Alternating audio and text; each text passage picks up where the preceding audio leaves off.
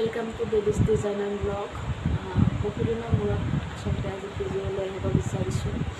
প্ৰায় দুৰ্গা পূজাৰ আগতে এযোৰ কাপোৰ কৰিছিলোঁ আৰু কাপোৰ তাৰপিছত পৰিস্থিতি এনেকুৱা হ'ল যে জুবিনদাৰ মৃত্যুৰ খবৰ, তো কাপোৰ তেনেকৈ দেখুওৱা নহ'ল। কাপোৰযোৰ ভালকৈ এটা শ্বৰ্ট ভিডিঅ' দিছিলোঁ চাগে,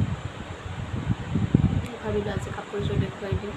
একেবাৰে চিম্পুলকৈ কৰিছিলোঁ আৰু যিহেতু দুৰ্গা পূজা বিশেষকৈ কৰিছিলোঁ সেইকাৰণে ৰঙা আৰু বগা এই দুটা কালাৰ বেছিকৈ হাইলাইট কৰা হৈছে। বগা কাপোৰযোৰ তাতে ৰঙাটো হাইলাইট হৈছে বেছিকৈ আৰু কলাটোও আছে কম বেছি পৰিমাণে। এটা ইউনিক ডিজাইন, এটা চিম্পুল, এটা হেভি।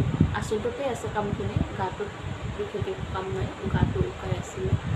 তো ব'লক কাপোৰযোৰ চাই লওঁ কেনেকৈ নকৰিম। আৰু যদি ভাল লাগে তেনেহ'লে চেনেলটো লাইক, শ্বেয়াৰ এণ্ড ছাবস্ক্ৰাইব কৰি দিব। আৰু বহুখিনি কাম আছে হাতত, বহুখিনি কাপোৰ কমপ্লিটো হৈছে এতিয়ালৈকে। তো দেখুৱাম লাহে লাহেকৈ এযোৰ এযোৰকৈ আপোনালোকক দেখুৱাইছে। যদি ভাল পায় তেনেহ'লে চেনেলটো ছাবস্ক্ৰাইব কৰিব। ব'লক কাপোৰযোৰ চাওঁ। এইখন হৈছে মেখেলাখন, মই দেখুৱাবলৈ লৈছোঁ। এইখন মেখেলাখনত এনেকৈ দিয়া হৈছে, দুটাকৈ পৰিছে, এটা চাইডে দুটাকৈ ফুল পৰিছে আৰু তলত দুটা পটি দি পেলাই দহিৰ কাম কৰা হৈছে। প্ৰথমটোত মণি লগাই পেলাই ক'লা ৰং আৰু তলৰ যিটো লাইন তাত ৰঙাইদি কৰা হৈছে। ঠিক তেনেকৈ চাদৰখনতো আঁচলটোত তিনিটা পৰিছে, তিনিটাকৈ ফুল পৰিছে আৰু ঠিক তেনেধৰণে দহি কৰি দিয়া হৈছে। এটা পটি দি পেলাই ক'লাটো আৰু আঁচলৰ যিখিনি আছে ৰঙাই দি তেনেকৈ মণি লগাই পেলাই দহিৰ কামখিনি কৰা হৈছে। দুইটা আচলতে তেনেকৈয়ে দিয়া হৈছে, তেনেকৈ তিনিটাকৈ ফুল পৰিছে আৰু ৰঙা কাপোৰটোৰে পটিৰ কাম কৰা হৈছে।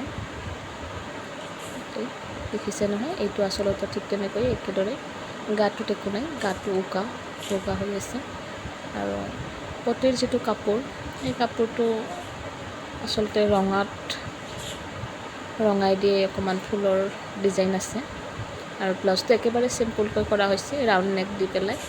হাতখন অকণমান দীঘলকৈ আছে, একদম দীঘল নহয়, অকণমান আছে বাৰু।